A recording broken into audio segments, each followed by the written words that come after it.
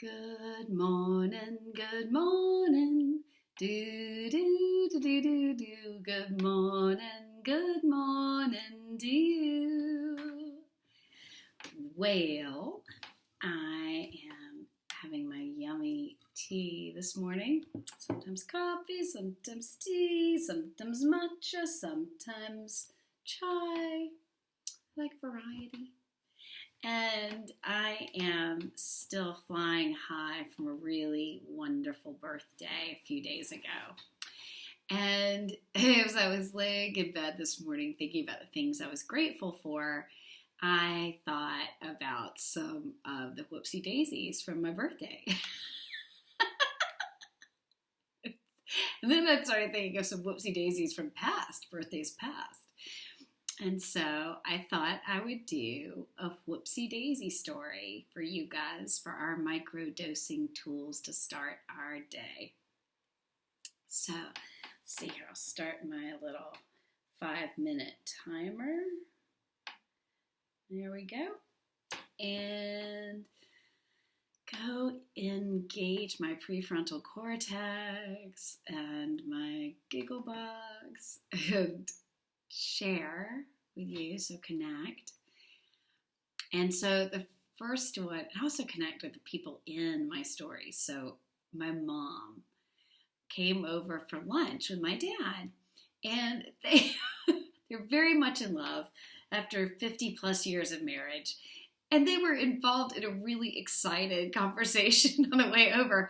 And they forgot to pick up lunch. They were bringing me lunch for my birthday, but they forgot it. So they turned around, went back, picked up the lunch, and headed over. But, there wasn't time for some other little birthday things that might have popped into their mind had they not been so predisposed to their fabulous conversation. So we are having a great time. My dad, every year on my birthday, tells the story of the day I was born.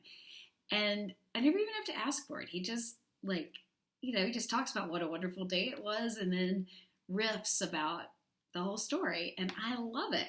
It's a real treat for me. And this year I learned the new thing that I was going to be called Star. And I actually grew up being called Windy, which is a nickname from Winston. But I didn't know that Star could have been my name. It was really fun to find that out. So that's not part of the Whoopsie Daisy story. That's just background, letting you know how kind of sweet and connected they are. And we were sitting on the porch having a really fun, good time. I was telling them about the surprise party my laughter group threw for me and how loved I felt and connected after the years of laughing with this group of people and being authentic and showing up together. It was super fun. As well as people really have dosed their brains. And so showed up in costumes and just ready to go. It was a good time. And I'm really enjoying telling the story. And also Mom starts looking kind of serious. She's sort of, she gets up, she goes and looks around, and then comes back, sits down. She's not the most patient. She's got lots of virtues. Patience, she will say, is not her primary virtue.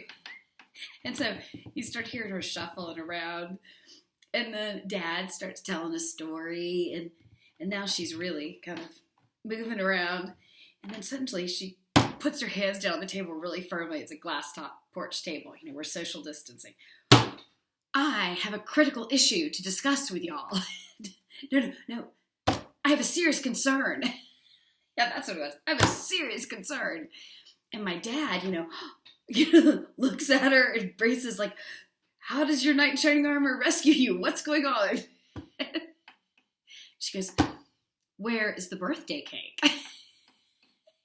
And she's like, whoopsie daisy, we did not bring a birthday cake, and I need a birthday cake. She's talking about herself. She had reached her sugar craving threshold, apparently, and all the birthday talk, was just priming her appetite. And then she was very disturbed to realize that whoopsie daisy, they had forgotten to pick up any kind of little, candle holding sweet treat. And I hadn't planned a birthday cake for myself for this particular part of the day. And so that was our little whoopsie daisy story for the morning of brunch with my mom and dad. And so it doesn't end there, though. It gets better. So my dad was like, what? He's like, he had been startled. And so then he starts laughing. And about that time, I get a ping on my cell phone. And I'm like, I open the cell phone and there's a message. Someone cares about you and has sent you warm cookies. Tell us when you would like them delivered. I read it out loud to my mom, and my mom goes, woohoo! She's like, the universe answered my call. I'm like, of course it did, because here we are, And so I respond to the text, and this cool cookie delivery company, I'd never seen anything like this. Instead of like flowers, they deliver hot cookies. And one of my wonderful friends, had sent hot cookies. And not only had she sent them, but like magically she was aligned with the moment that we needed them. And my mom was very happy with that. And then also my sister-in-law comes around the corner with cupcakes and candles. And I actually had multiple wonderful candles on my birthday. So that was just a little whoopsie daisy. I'm like, oopsie, where's the cake? And then all of a sudden, it all appears. So it felt good to laugh at it. My mom was laughing harder than any of us at one point. Let's see. And that made me think of my whoopsie daisy story about I think I was probably 13. And I had sort of a very girly side, also had a very tomboy side. And a little bit before my birthday, I was, really maybe exploring my tomboy side, because I had built a fort in a tree. And there were these amazing vines, which felt to me like a princess in the turret. And I was climbing through these vines and moving the vines. And one of the vines was a window, and I was looking through it and playing with my friends and creating this whole fort in a giant magnolia with this big vine in it. And a couple of days later, my dad, smart dad, realizes that big giant vine is a big thing of poison ivy. Ooh, we're down here in the South, we grow things big, almost like tropical jungle-like climate. And I have poison ivy all over my face. And now as an adult, I've like developed an immunity or something. I don't get it anymore. But then it was like, woo! Full on poison ivy, pustules, and wow. And very uncomfortable.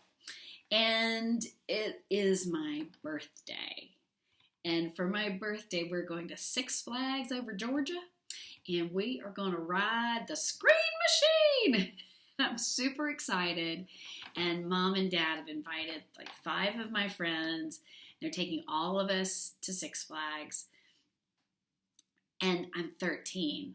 So I've just started to care kind of about my appearance and what people think. Thank God not too much, though. Because my mom was like, well, are you sure you want to go? And I'm like, yes. And so I remember arriving and meeting my friends. And they were like, and I was like, whoopsie daisy, I used a poison ivy mask on my face. And what could you do? Like, I wasn't going to let it ruin the fun. And so then it turned out that like the magical cookies appearing, all the universe just delighted and surprised us that my dad bought us extra snow cones all throughout the day, because I could hold the cold of the snow cone up to my face and it would sort of relieve some of the heat. And one of my friends had my mom's umbrella, and she followed me around almost all day long holding the umbrella up to create shade over me so that it didn't hurt so much, because the heat, oh my Lord, the heat on it, not a winning combination. But she did that, and it was super sweet. So I have these amazing memories of that 13th birthday with poison ivy and a fabulous trip to Six Flags.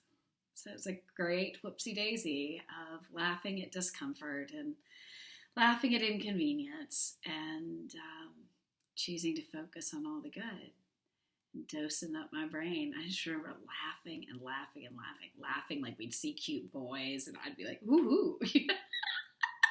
My friends would like put me out face forward like, hey, hey. Because we just thought it was so funny.